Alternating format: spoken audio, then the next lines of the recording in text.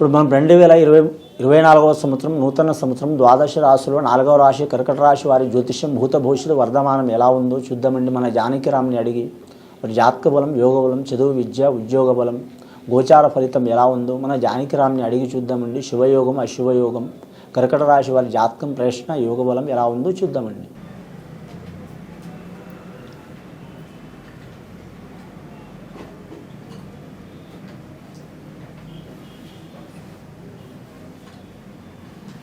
మరి జాతకంలో కర్కట రాశి వారి జాతకంలో ఆంజనేయ స్వామి వచ్చిందండి, రాఘవేంద్ర స్వామి వచ్చిండు వారి పేరు మీద. ధన విషయంలో, రుణ విషయంలో మాత్రం చాలా వరకు మాత్రం మంచి ఫలితాలు కలిసి వచ్చే అవకాశాలు ఉన్నాయి.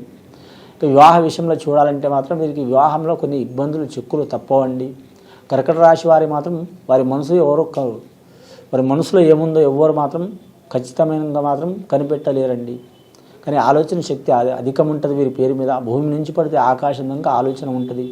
కర్కట రాశి వారి స్వభావం చంద్రమహారదశ స్వభావం కాబట్టి మాత్రం 15 రోజులు అద్భుతంగా ఉంటుంది. 15 రోజులు మాత్రం కొద్దిగా వెనుక ముందు ఆలోచన చేసే అవకాశం ఉంటుంది వారి పేరు మీద. పౌర్ణమి ఘడియలో మాత్రం చాలా వరకు శుభయోగం కలిసి వస్తుంది. అమావాస్య ఘడియలో కొన్ని ఆటంకాలు వస్తూ ఉంటాయి వారి జాతక బలానికి. ముఖ్యంగా వీరి జాతకంలో చూడాలంటే ధన విషయంలో మాత్రం తిరుగు ఉండదు వీరి పేరు మీద. వీరు ఎంత ధనం ఖర్చు చేస్తే అంత ధనం వీరికి కలిసి వచ్చే అవకాశం ఉన్నది. ఇక రాజకీయ రంగంలో మాత్రం తిరుగు ఉండదు వీరి పేరు మీద. గౌరవం కాపాడుకునే అవకాశం ఉంటుంది వీరి పేరు మీద. పట్టిందల్లా బంగారం ఉంటుంది వీరి జాతక బలానికి. స్త్రీలు కావచ్చు, పురుషులు కావచ్చు, అధికార పక్షం వారు కావచ్చు, ప్రతిపక్షం వారు కావచ్చు, మిత్రపక్షం వారు కావచ్చు, కలిసి వచ్చే అవకాశం ఉంటుంది వీరి పేరు మీద. వీరి జాతకానికి ముఖ్యంగా వీరు అన్నదానం చేయటం మంచిదండి. 100 మంది కావచ్చు, 1000 మంది కావచ్చు, 1,00,000 మంది కావచ్చు, 1,00,00,000 మంది కావచ్చు. ఎంతమందికి శక్తి ఉంటుందో అంతమందికి అన్నదానం చేయటం చాలా వరకు అనుకూలం ఉంటుంది వీరి పేరు మీద.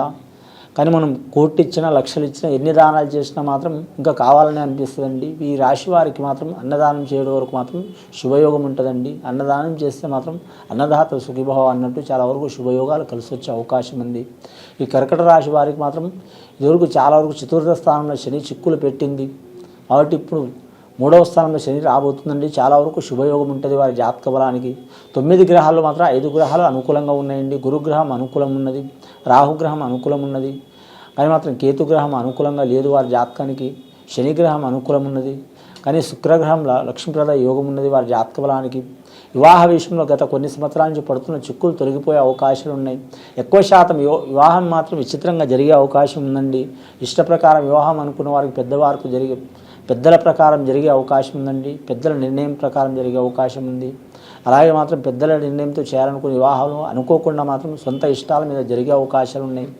కానీ మాత్రం పిల్లలకు కావచ్చు, బాలలకు కావచ్చు, స్త్రీలకు కావచ్చు, పురుషులకు కావచ్చు, ఎవరికైనా మాత్రం మానసిక చిక్కులు, ఆందోళనలు చాలా వస్తాయి. కానీ అవి తొలగిపోయే అవకాశాలు ఉన్నాయండి మరి జాతక బలానికి. ముఖ్యంగా సోమవారం కానీ, పౌర్ణమి కానీ, ఏకాదశి తిథి కానీ, మాస శివరాత్రి కానీ మాత్రం కానీ శివాలయం దర్శనం చేసి వారు ఖచ్చితంగా మాత్రం ఆ శివుడికి మాత్రం రుద్రాభిషేకం చేయటం కానీ చాలా వరకు శుభయోగం ఉంటుందండి. రుద్రాభిషేకం కానీ, జలాభిషేకం కానీ, పాలాభిషేకం కానీ, లేదా తేనె అభిషేకం చేయడం కానీ, భస్మాభిషేకం చేయడం కానీ శుభయోగం ఉంటుంది వీరి జాతక బలానికి. ఆశ్లేష నక్షత్రం వారికి మాత్రం చాలా వరకు కలిసి వచ్చే అవకాశం ఉంటుందండి. పుష్యమి నక్షత్రం అన్న వారికి కొన్ని ఇబ్బందులు వస్తాయండి. పుష్యమి నక్షత్రంలో పుట్టినవారు కావచ్చు, అలాగే కర్కట లగ్నంలో పుట్టినవారు కావచ్చు, చంద్రమహారదశలో పుట్టినవారు కావచ్చు, 2వ తేదీ, అలాగే మాత్రం 11వ తేదీ, 20 తేదీ, 29వ తేదీ చాలా వరకు మాత్రం అనుకూలమయ్యే అవకాశం ఉంది. నమ్మిన వారు సహకారం చేసే అవకాశం ఉంది. వెండి మాత్రం చాలా వరకు కలిసి వచ్చే అవకాశం ఉందండి. బంగారం కలిసి రాదు వీరి జాతక బలానికి. ఇక స్టోన్లో చెప్పాలంటే మాత్రం తిలపూర్ణం ముత్యం చాలా మంచిదండి. అలాగే తిలపూర్ణంతో ఉండి మాత్రం కొద్దిగా గులాబీ కలర్తో ఉండే స్టోన్ కూడా కలిసి వచ్చే అవకాశం ఉంటుంది వీరి జాతక బలానికి. కానీ సంతాన విషయంలో దోషం ఉన్న వారు కూడా తొలగిపోయే అవకాశాలు ఉన్నాయండి వీరి జాతక బలానికి. ముఖ్యంగా మాత్రం కళాకారులకు మాత్రం ఇబ్బందులు తప్పవండి. చంద్రమహారదశ మంచిగా ఉన్న వీరికి, శుక్రమహారదశ మంచిగా ఉన్న మాత్రం కేతు మహారదశ మంచిగా లేదు. కేతు మహారదశ ఉంటేనే మోక్షం కలుగుతుంది కాబట్టి అందువలన ఆటంకాలు తప్పకుండా వస్తాయి వీరి జాతక బలానికి. కళాకారులు ఎవరైనా సినీ కళాకారులు, టీవీ కళాకారులు, మీడియా జర్నలిస్టులు కావచ్చు, అలాగే మాత్రం సంగీత కళాకారులు, సాంకేతిక నిపుణులు, నటులు, కానీ నిర్మాతలు, డైరెక్టర్లు, చాలా కళాకారులు అంటే లక్షలాది మంది కళాకారులు ఉంటారండి. ఒక్కొక్క మనిషిలో ఒక్కొక్క కళ దాగి ఉంటుంది.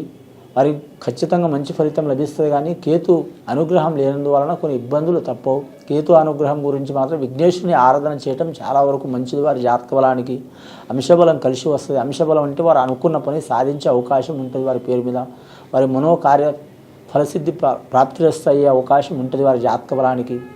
అలాగే చంద్రదోషం ఉన్నవారికి మానసిక పరంగా చిక్కులు రావటం కానీ, కొన్ని కలలు పడవటం కానీ, చీడపీడలు రావటం కానీ, ఇబ్బందులు రావటం కానీ, లేదా ఆరోగ్య విషయంలో ఇబ్బందులు రావటం కానీ, చర్మ వ్యాధులు రావటం కానీ, లేదా మాత్రం మానసికంగా చాలా డిస్టర్బ్ కావడం కానీ, ఇలాంటి సంఘటనలు ఉన్నవారు మాత్రం ఖచ్చితంగా వీరి జాతక బలానికి చూడాలంటే మాత్రం ఎవరికి పూజ చేసినా చేయకపోయినా ఆంజనేయ స్వామి ఆరాధన చేయాలండి. శనివారం రోజు అని చాలామంది అనుకుంటారు, కానీ మంగళవారం రోజు చేయడం చాలా వరకు శుభయోగం ఉంటుందండి.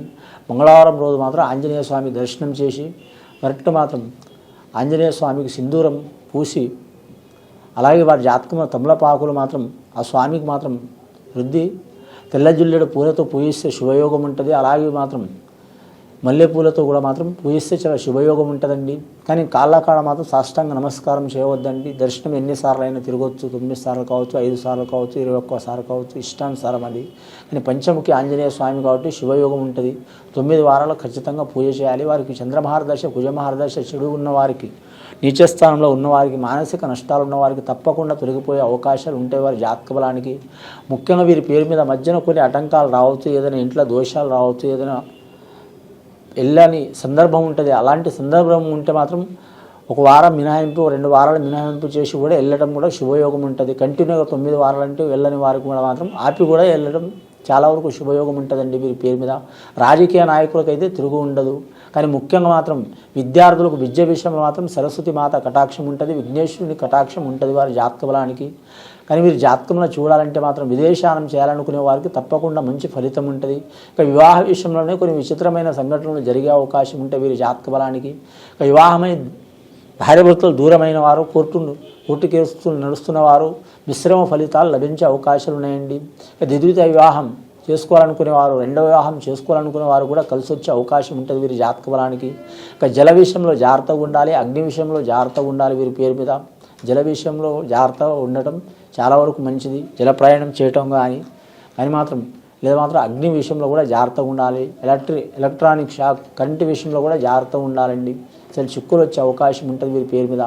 ఈ కర్కట రాశి వారి జాతకంగా చూడాలంటే మాత్రం ముఖ్యంగా మాత్రం గురువు రాహుల కలయిక మంచిగా ఉంది కాబట్టి మాత్రం రాజకీయ నాయకులకు మాత్రం అద్భుతంగా ఉంటుంది వీరి పేరు మీద.